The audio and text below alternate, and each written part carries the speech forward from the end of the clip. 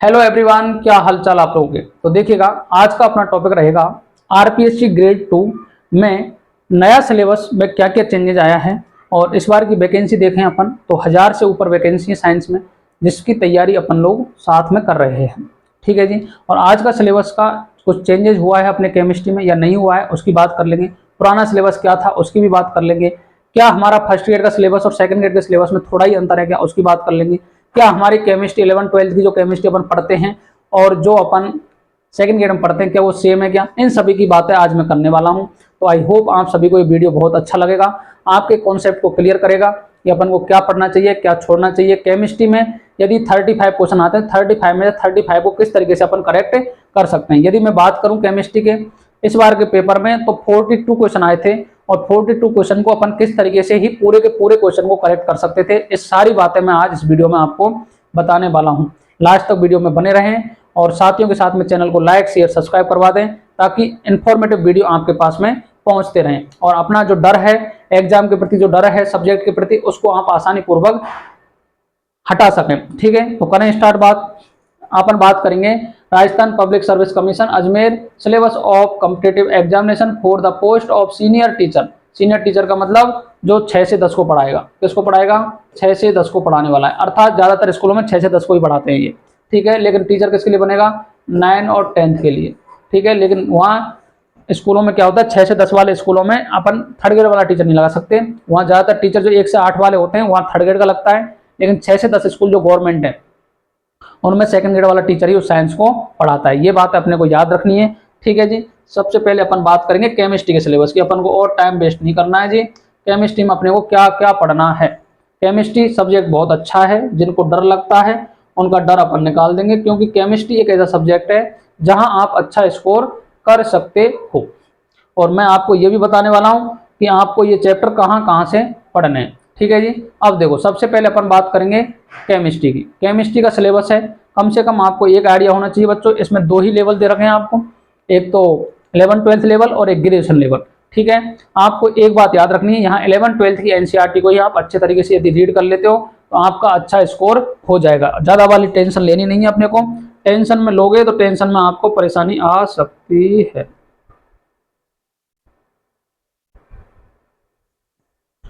चलो जी, सबसे पहले अपने को जो चैप्टर दे रखे हैं, एक बात याद रख लेना दिमाग में, कोई भी कुछ भी दे रखा है लेकिन आप 11-12 की एनसीईआरटी तो फिर भी पास में रखोगे, क्योंकि 11-12 की एनसीईआरटी को टीचर बहुत कम फॉलो कर रहे हैं, इसलिए ही पेपर में क्वेश्चन उनके नोट से मिल भी नहीं रहे। क्योंकि एनसीईआरटी में आप देखोगे तो मैं आपको अब कुछ दिनों के बाद में जैसे ही सिलेबस कंप्लीट कर लेंगे ना, अब सिलेबस को पूरा पढ़ाना तो आसान नहीं है, लेकिन इसमें से कुछ पार्ट जो 11-12 में कंसिडर होता है वो सारा पार्ट मैं आपको पढ़ाने वाला हूँ। क्योंकि अभी कुछ टाइम के बाद में जेईई मेंस के फर्स्ट अटेम्प्ट के क्वेश्चन पेपर स्टार्ट हो जाएंगे, तो उसके लिए अपन को पूरा थ्योरी पढ़ाना पड़ता है।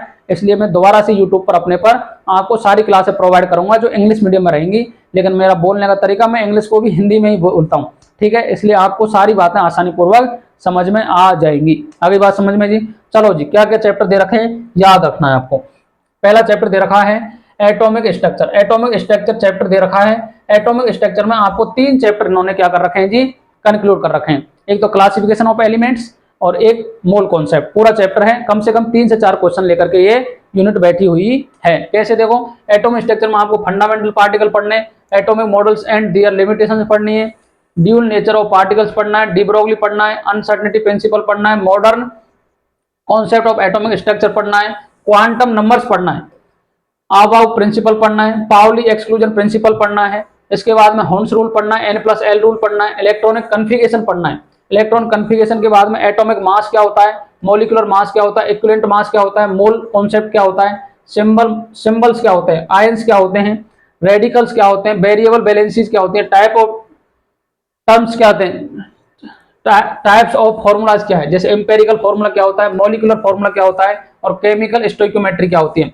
2 चैप्टर को लपेट रखा है इसमें, मोल कॉन्सेप्ट और मोल कॉन्सेप्ट और एटॉमिक स्ट्रक्चर। पूरा पढ़ना है एनसीईआरटी से लाइन बाय लाइन, पूरा पढ़ लोगे आसानी पूर्वक यहाँ से क्वेश्चन आपको अप्रोच कर पाओगे। नहीं पढ़ पाते हो मैं पढ़ा के बताऊंगा एनसीईआरटी से कैसे पढ़ते हैं और कौन कौन से क्वेश्चन आपको पेपर में पूछे गए। सारे पेपर मेरे पास पड़े हुए हैं 2011 से लेकर के 2026 तक के, आपको सारा कुछ मैं आइडिया देने वाला हूँ। 2 तरीके के पेपर होते हैं, तो संस्कृत डिपार्टमेंट का और एक आरपीएससी सेकंड ग्रेड का, अर्थात दोनों का सिलेबस भी सेम है, कुछ भी अंतर नहीं है, क्वेश्चन भी उसी तरीके के यहाँ से पूछे जाते हैं। चलो जी, नेक्स्ट दे रखा है इसमें केमिकल बॉन्डिंग। क्या दे रखा है जी? Chemical bonding. केमिकल बॉन्डिंग में पूरा क्लास 11 आपको पढ़ लेना है एनसीईआरटी से, फिर भी कुछ रहेगा तो कुछ नहीं रहेगा इसमें। आयनिक बॉन्ड क्या होते हैं, कोवेलेंट बॉन्ड क्या होते हैं, कोऑर्डिनेट बॉन्ड क्या होते हैं, general properties ionic and covalent bond की क्या होती है, पोलराइजेशन क्या होता है, हाइब्रिडाइजेशन क्या होता है, ज्योमेट्री एंड मॉलिक्यूल्स क्या होता है, डायरेक्शनल प्रॉपर्टीज एंड बॉन्ड क्या होता है, फजांस रूल क्या होता है, और कॉन्सेप्ट ऑफ रेजोनेंस क्या होता है। ये सारी चीजें आप एनसीईआरटी जब पढ़ लोगे क्लास 11 की, सारा कुछ आपको आसानी पूर्वक समझ में आ जाने वाला है। ये सिलेबस है, बस मैं एक आइडिया दे रहा हूं क्या पढ़ना चाहिए। काफी बार बच्चों के पास में सिलेबस भी नहीं होता है और वो समझ भी नहीं पाते क्या पढ़ना होता है। चलो जी, इसके बाद में classification of elements, periodicity and property. ये आपको क्या क्या पढ़ना है इसमें? मेनली पीरियोडिक लॉ पढ़ना है सबसे पहले तो, ठीक है। क्लासिफिकेशन ऑफ एलिमेंट्स पढ़ना है, limitations of mainly periodic table पढ़ना है, modern concept of periodic table पढ़ना है जो एटॉमिक नंबर पर बेस है। किस पर है? एटॉमिक नंबर पर। और ये किस पे था? एटॉमिक मास पर, एटॉमिक वेट पर था या एटॉमिक मास पर था। ये दोनों ही अंतर आपको पढ़ लेने हैं। इसके बाद में इलेक्ट्रॉनिक कॉन्फ़िगरेशन पढ़ना है आपको, nomenclature of greater than 100 elements, अर्थात आपको ग्रेटर देन 100 एलिमेंट्स के क्या पढ़ने हैं जी? क्या पढ़ना है? नोमेनक्लेचर पढ़ना है। 0 को निल बोलते हैं, 1 को अन बोलते हैं, 2 को बाई बोलते हैं, 3 को ट्राई, 4 को क्वाड, 5 को पेंट, 6 को हेक्स, 7 को सेप्ट, 8 को ऑक्ट, 9 को नॉन बोलते हैं, इन बोलते हैं, ऑर्गेनिक में नॉन बोलते हैं। ठीक है जी, चलो जी, नोमेनक्लेचर पढ़ लोगे। इसके बाद पीरियोडिक प्रॉपर्टीज में आपको एटॉमिक रेडियस पढ़नी है, आयनिक रेडियस पढ़नी है, आयनाइजेशन एंथैल्पी क्या होती है, इलेक्ट्रॉन गेन एंथैल्पी क्या होती है, इलेक्ट्रोनेगेटिविटी क्या होती है और वैलेंसी क्या होती है। ये सारी बातें अपन करने वाले हैं। ठीक है जी, इसके बाद में आपको पढ़ना है इक्विलिब्रियम। इक्विलिब्रियम से सीधे सीधे क्वेश्चन आते हैं केसी और केपी के। सबसे पहले लॉ ऑफ मास एक्शन पढ़ना है, इट्स एप्लीकेशन पढ़ने। होमोजेनियस इक्विलिब्रियम क्या होती है? होमोजेनियस का मतलब होता है बच्चों जिसमें रिएक्टेंट, प्रोडक्ट एंड कैटलिस्ट एक ही स्टेज में होते हैं, उन्हें बोलते हैं होमोजेनियस इक्विलिब्रियम। ली चार्टेलियर प्रिंसिपल पढ़ना है आपको। इट्स एप्लीकेशन पढ़ने, एक क्वेश्चन आता है यहाँ से हर बार। फिजिकल एंड केमिकल सिस्टम क्या होता है ये पढ़ना है। Factors affecting of chemical equilibrium ये पढ़ना है। आयनिक इक्विलिब्रियम क्या होता है, सॉल्यूशंस इन सॉल्यूशंस ये पढ़ना है। एसिड बेस कॉन्सेप्ट पढ़ना है, पीएच पढ़ना है, बफर सॉल्यूशन पढ़ना है, डिसोसिएशन एसिड बेस पढ़ना है, कॉमन आयन इफेक्ट पढ़ना है, and its importance of solidity product and it's issue. तो देखो जी, ये इक्विलिब्रियम वाला पूरा चैप्टर एनसीईआरटी से रीड कर लेना है और जितने भी क्वेश्चन दे रखे हैं इन टेक्स्ट वाले वो सारे कर लेना है। वैसे मैं इसको आपको पढ़ाने वाला हूँ, लेवल स्टैंड के लिए अपनी सीरीज चल रही है जिसमें जितने भी चैप्टर दे रखे हैं ये सारे मैं आपको पढ़ाने वाला हूँ। यदि आप सेकंड ग्रेड की तैयारी कर लेते हो तो लेवल स्टैंड की आपकी अपने आप ही हो जाती है क्योंकि सारा सिलेबस वही दे रखा है इसमें। ठीक है जी, इसके बाद में नेक्स्ट यूनिट है रेडॉक्स रिएक्शन। इसकी बात करेंगे जी, रेडॉक्स रिएक्शन। रेडॉक्स रिएक्शन में सबसे पहले आपको ऑक्सीडेशन स्टेट के क्वेश्चन आते हैं यहाँ से। Concept of redox reaction, oxidation number क्या होता है, balancing and applications of redox reaction. सबसे सरल वाला पोर्शन है और सबसे कम से कम 2 से 3 क्वेश्चन आते हैं यहाँ से, 2 क्वेश्चन मान लो कम से कम, क्योंकि आपको एक क्वेश्चन तो बैलेंसिंग का हर बार ही पूछा जाता है। आगे बात समझ में जी। इसके बाद में नेक्स्ट ऑर्गेनिक केमिस्ट्री में क्या क्या पढ़ना है। ऑर्गेनिक केमिस्ट्री में आपको डिफरेंट मेथड ऑफ प्योरिफिकेशन पढ़ने, जैसे प्रभाज्य आसवन क्या होता है, निम्न ताप प्रभाज्य आसवन क्या होता है, उच्च ताप वाला क्या होता है, क्वालिटेटिव एंड क्वांटिटेटिव एनालिसिस पढ़ना है, क्लासिफिकेशन एंड आईयूपीएसी नोमेनक्लेचर। एक आईयूपीएसी नोमेनक्लेचर का क्वेश्चन आता है यहाँ से ऑर्गेनिक कंपाउंड का। होमोलाइटिक एंड हेटेरोलाइटिक क्लीवेज क्या होता है, बॉन्ड फ्यूजन क्या होता है, फ्री रेडिकल्स क्या होते हैं, कार्बोकेटाइन क्या होता है, कार्बो एनाइंस क्या होता है, इलेक्ट्रोफाइल्स क्या होते हैं, न्यूक्लियोफाइल्स क्या होता है, टाइप ऑफ ऑर्गेनिक रिएक्शंस क्या क्या होती हैं, ये सारा अपन पढ़ने वाले हैं। ठीक है, हाइड्रोकार्बन जो मैंने पूरा पढ़ा दिया एनसीईआरटी से, और एक भी क्वेश्चन बाहर नहीं है भैया, एक भी क्वेश्चन बाहर नहीं है। अगर पढ़ लोगे ना तो सारे क्वेश्चन आपके सॉल्व हो जाएंगे। एलिफेटिक हाइड्रोकार्बन कौन कौन से हैं, एल्कीन के बारे में पढ़ना है, एल्कीन एल्काइन के बारे में पढ़ना है। उसके बाद में एरोमेटिक हाइड्रोकार्बन में आपको बेंजीन के बारे में पढ़ना है बच्चों, बेंजीन, कॉन्सेप्ट ऑफ एरोमेटिसिटी पढ़ना है, केमिकल प्रॉपर्टीज पढ़ना है। पूरा चैप्टर पढ़ा रखा है हाइड्रोकार्बन वाला, आप रीड कर सकते हो इसको, यूट्यूब से रीड कर लेना, एक भी क्वेश्चन बाहर नहीं जाएगा, गारंटी है। इसके बाद में फिजिकल वर्ड, अब देखो ये अपना किसका पार्ट आ गया, फिजिक्स वाला, ये अपना कोई लेना देना नहीं है। अपन को क्या क्या पढ़ना है बच्चों, एनसीईआरटी यदि आप पढ़ लेते हो, बीएससी वाले बच्चों ने यदि पूरा पेपर, यदि आपने बीएससी भैया अच्छी तरीके से की है तो आपको इन चीजों में कोई भी परेशानी नहीं आएगी। लेकिन बीएससी में यदि आप कहीं गड़बड़ करके आए हो तो आपको परेशानी आ रही होगी, क्योंकि 11th 12th में तो आप में समझ नहीं थी, बीएससी आपने 5 साल के पेपरों से कर ली, इसलिए सब्जेक्ट के प्रति डर बैठ गया, और डर बैठ गया तो सेकंड ईयर की तैयारी करें, लेवल स्टैंड करें, रेट की करें, वहां आपको कंफ्यूजन हो रहा होगा। तो जिन्होंने भी अच्छी तरीके से बीएससी की है वो सेकंड ग्रेड की तैयारी कर सकते हैं। ठीक है जी।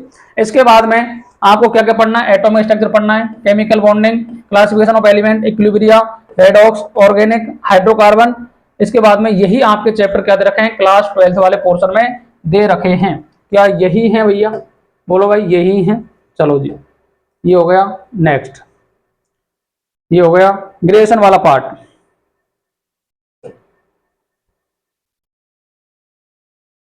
ग्रेजुएशन वाला पार्ट में अपने को क्या क्या पढ़ना है, ग्रेजुएशन वाला पार्ट भी अपना इंपॉर्टेंट है, और ग्रेजुएशन वाला पार्ट भी आपका पूरा किससे हो जाएगा, 12th वाले पोर्शन से, कोई भी टेंशन नहीं लेनी है। तो देखो जी, आपको दिख रहा होगा, आपको कोऑर्डिनेशन कंपाउंड्स पढ़ना है। कोऑर्डिनेशन कंपाउंड में आपको कोऑर्डिनेशन नंबर निकालते कैसे हैं, लिगेंड्स क्या होते हैं, दियर टाइप्स एंड बर्नर थ्योरी क्या है, आईयूपीएसी नोमेनक्लेचर पढ़ना है, कोऑर्डिनेशन कंपाउंड्स पढ़ना है, and formulation mononuclear coordination compounds का पढ़ना है, आइसोमेरिज्म पढ़नी है, शेप्स पढ़नी है, कलर्स पढ़ने हैं, मैग्नेटिक प्रॉपर्टी पढ़नी है, कॉम्प्लेक्स स्टेबिलिटी पढ़नी है, कोऑर्डिनेशन कंपाउंड्स पढ़ना है, मेटल कार्बोनाइल क्या होते हैं, classification of preparation of bonding and property. देखो ये आपका क्लास 12 की कोऑर्डिनेशन केमिस्ट्री पढ़ लोगे ना, तो वहीं से आपका पूरा ये कंप्लीट हो जाएगा। रीजन क्या है, आपको यहाँ से ज्यादातर क्वेश्चन जो पूछा जाता है वो हाइब्रिडेशन का पूछा जाता है, संकरण का, या फिर आइसोमेरिज्म का पूछा जाता है, जिसको आप आसानी पूर्वक सॉल्व कर सकते हो। ठीक है जी। इसके बाद में मॉलिक्यूलर स्ट्रक्चर पढ़नी है आपको। मॉलिक्यूलर स्ट्रक्चर में elementary idea about valence bond theory, molecular orbital theory, MO for simple, homonuclear diatomic molecules, valence shell, electron pair repulsion theory, VSEPR theory पढ़नी है, और क्रिस्टल फील्ड थ्योरी पढ़नी है। अर्थात यहाँ आपको केमिकल बॉन्डिंग वाला पार्ट और कोऑर्डिनेशन वाला पार्ट दोनों ही पढ़ने हैं, तब जाकर के आपको ये दोनों चीजें क्या आ जाएंगी, समझ में आ जाएंगी। इसके बाद में स्टेट्स ऑफ मैटर कंप्लीट भैया मैंने पढ़ा रखा है, कंप्लीट यूट्यूब पर डाल रखी है क्लास गैसीय स्टेट की। एक भी क्वेश्चन यदि सेकंड ग्रेड में बाहर निकल जाता है ना, तो यूट्यूब पर क्लास लाना बंद कर दूंगा। ठीक है, पूरा एनसीईआरटी से पढ़ा रखा है डिट्टो, और सारे क्वेश्चन वहीं से मिलने वाले हैं आपको। जिस दिन पेपर होगा ना सेकंड ग्रेड का, दोबारा आओ जुलाई में, जब मैं आपको बता दूंगा कि अपन ने किस तरीके का पढ़ा था और कौन सा पेपर में पूछा गया है। चलो जी, स्टेट्स ऑफ मैटर में क्या पढ़ना है, गैस लॉ पढ़ना है, आइडियल गैस इक्वेशन पढ़नी है, Dalton's law of partial pressure पढ़ना है, काइनेटिक थ्योरी ऑफ गैसेज पढ़ना है, deviation from ideal behaviour of critical temperature पढ़ना है, इट्स इंपॉर्टेंस, लिक्विडिफिकेशन ऑफ गैसेज। ठीक है, लिक्विड स्टेट पढ़नी है। लिक्विड स्टेट का मतलब सॉल्यूशन वाला चैप्टर है ये। सॉल्यूशन वाले चैप्टर में आपको प्रॉपर्टीज ऑफ लिक्विड पढ़ना है, वेपर प्रेशर क्या होता है, सरफेस टेंशन क्या होता है, विस्कोसिटी क्या होता है, coefficient and its application, solid state में classification of solid and crystal lattice. ये सारा कुछ आपको मैंने पढ़ा रखा है। सारी यूनिट देखोगे ना तो लैब असिस्टेंट साइंस करके देख लेना, लैब असिस्टेंट साइंस करके देखोगे ना तो आपको पूरा फोल्डर बना के दे रखा है, वहां से देख लेना, वहां से आपको एक भी क्वेश्चन बाहर नहीं जाएगा। आगे बात समझ में। इसके बाद में नेक्स्ट है जीरो ग्रुप। जीरो ग्रुप को बोलते हैं 18 ग्रुप। कौन सा बोलते हैं जी, 18 ग्रुप। देखो जीरो ग्रुप आपको पढ़ना है। जीरो ग्रुप में क्या पढ़ना है जी, जीरो ग्रुप में पोजीशन पढ़नी है, पीरियोडिक टेबल में कहां प्रेजेंट होता है, आइसोलेशन किस तरीके से, compounds of zero group elements. आपको यही पूछ लेता है कि कौन सी गैस गुब्बारों में भरी जाती है। ठीक है, आर्गन के कुछ कंपाउंड मिलते हैं, क्रिप्टन के कुछ मिलते हैं। ठीक है, ये बातें अपन करने वाले हैं। एस एंड पी ब्लॉक के एलिमेंट्स का इलेक्ट्रॉनिक कन्फिगरेशन आना चाहिए आपको, जनरल कैरेक्टरिस्टिक्स एंड प्रॉपर्टीज आनी चाहिए आपको। ठीक है, ये बातें अपन कर लेंगे। ये बातें मैं अभी वैसे करने वाला हूँ आपसे। लेवल स्टैंड में कुछ क्लासें रह रही हैं जो यूनिट में दे रखी हैं, उनको कर लेंगे अपन। D block elements, electronic configuration, general characteristics of colour, oxidation state, tendency to form complex, magnetic property, interstitial compound, catalytic property, alloys. ये पूछ लेता है, काफी बार अलॉयज से पूछ लेता है, काफी बार मैग्नेटिक प्रॉपर्टी से भी आपको क्वेश्चन पूछ लेता है, इसलिए अपने को ये भी याद रखना है। ठीक है जी। इसके बाद में F block elements. F block elements कैसे पढ़ोगे बताओ। एफ ब्लॉक एलिमेंट्स में आपको इलेक्ट्रॉनिक कन्फिगरेशन ही पढ़ना है, इससे ज्यादा कुछ मत पढ़ना, वही क्वेश्चन पूछ लेता है।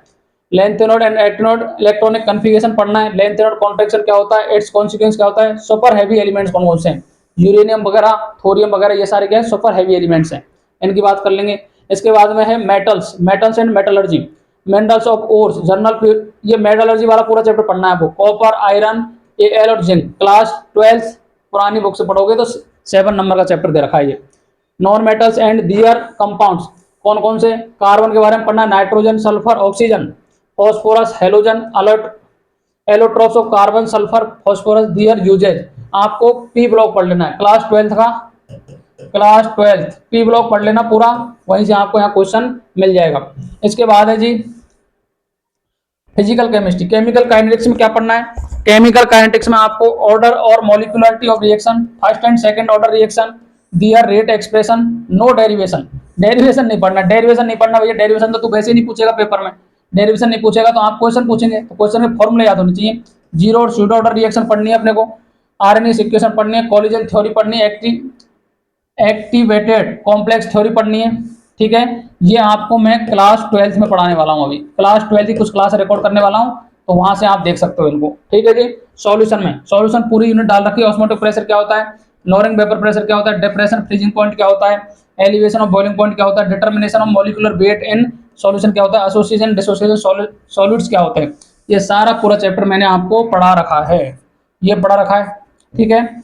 इलेक्ट्रोकेमिस्ट्री, इलेक्ट्रोकेमिस्ट्री के अंतर्गत इलेक्ट्रोकेमिकल सेल पढ़ना है, इलेक्ट्रोड पोटेंशियल पढ़ना है, measurement of EMF, conductance of cell constant, specific equivalent of conductivity पढ़नी है आपको, कोलेराउस लॉ पढ़ना है, इट्स एप्लीकेशंस पढ़ने हैं, सॉल्युबिलिटी पढ़ना है, सॉल्युबिलिटी प्रोडक्ट पढ़ना है, और equivalent conductivity, infinite dilution of weak electrolytes, hydrolysis and hydrolysis constant पढ़ना है। ठीक है जी। ये सारे आपको क्लास 12th में दे रखे हैं जी। कहाँ दे रखे हैं? क्लास 12th में। चलो जी, नेक्स्ट क्या पढ़ना है आपको? सरफेस केमिस्ट्री पढ़ना है। एडजॉर्प्शन क्या होता है, होमोजेनियस हेटेरोजेनियस कैटालाइसिस क्या होता है, कॉलोइड्स क्या होते हैं, और सस्पेंशन क्या होता है, ये सारी बातें आपको करनी है। ठीक है जी। रिएक्शन मैकेनिज्म क्या पढ़ना है, इंडक्टिव इफेक्ट क्या होता है, मीजोमेरिक इफेक्ट क्या होता है, हाइपर कंजुगेशन क्या होता है, एडिशन क्या होता है, सब्स्टिट्यूशन क्या होता है, इलेक्ट्रोफिलिक एडिशन क्या होता है, सब्स्टिट्यूशन रिएक्शन क्या होता है, न्यूक्लियोफिलिक एडिशन रिएक्शन क्या होती है, सब्स्टिट्यूशन रिएक्शन SN1 SN2 क्या है, एलिमिनेशन रिएक्शन क्या है, derivative of influence of functional group क्या है। ठीक है, ये सारी आपको मैं वैसे पढ़ाने वाला हूँ कुछ दिनों में। तो आपको नेक्स्ट यूनिट अपनी आएगी कार्बनिक यौगिकों का नामकरण एवं उनके शुद्ध करने की तकनीकियां। ठीक है, ये अपन पूरा पढ़ लेंगे, उसमें इंडक्टिव वगैरह सारा कुछ IUPAC पढ़ लेंगे। ठीक है, इसके बाद में स्पेक्ट्रोस्कोपी, ये इंपॉर्टेंट है भैया। यहाँ से 2 क्वेश्चन पूछे जा सकते हैं आपसे मैक्सिमम, तो 2 क्वेश्चन आप किस तरीके से करोगे सॉल्व।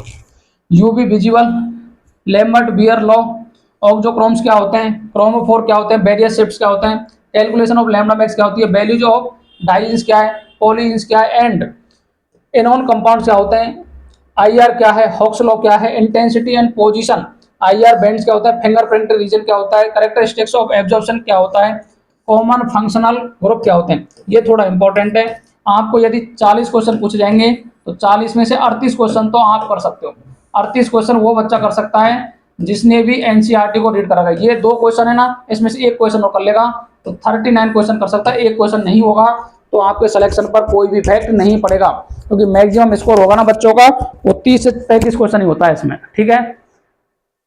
चलो जी, next bio inorganic chemistry. Bio inorganic chemistry भी आपको याद रखना है। क्या पढ़ना है बायो इनऑर्गेनिक केमिस्ट्री में?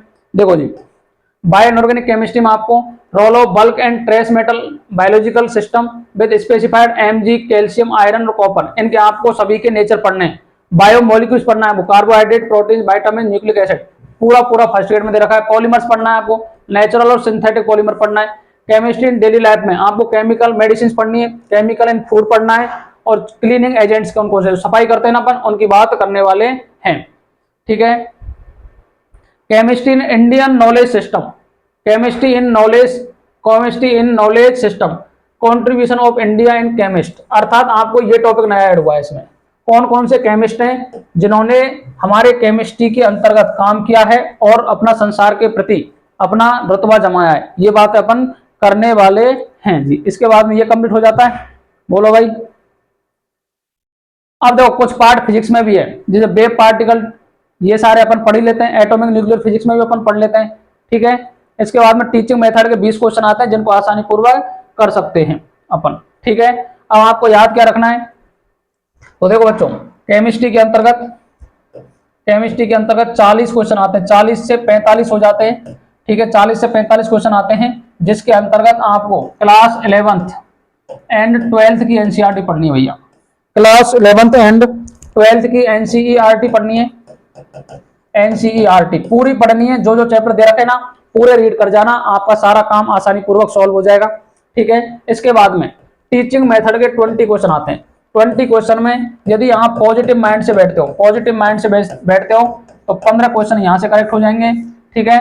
इसके बाद में 40 क्वेश्चन केमिस्ट्री के, 15 ये और बायोलॉजी और इनसे मिला करके 10 क्वेश्चन जैसे मैंने कहा फिजिक्स में, और 15 क्वेश्चन आपने कर दिया बायोलॉजी में।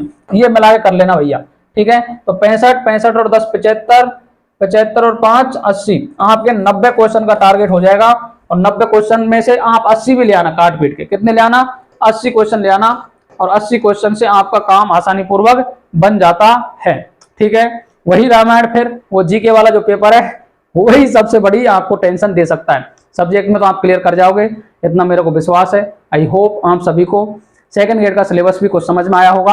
आप इसको आरपीएससी ग्रेड 1 और ग्रेड 2 के सिलेबस को रिसेंबल कर सकते हो। तो इसलिए आप देखोगे तो कम से कम 40% सिलेबस सेम है, 40% सिलेबस क्या है? सेम है, जिसको अपन एक ही बार में क्लास 11-12 से पढ़ सकते हैं। आगे बात समझ में? तो आज के लिए अपने यहीं तक। Thank you very much. Radhe Radhe, जय श्री कृष्णा, जय श्री श्याम।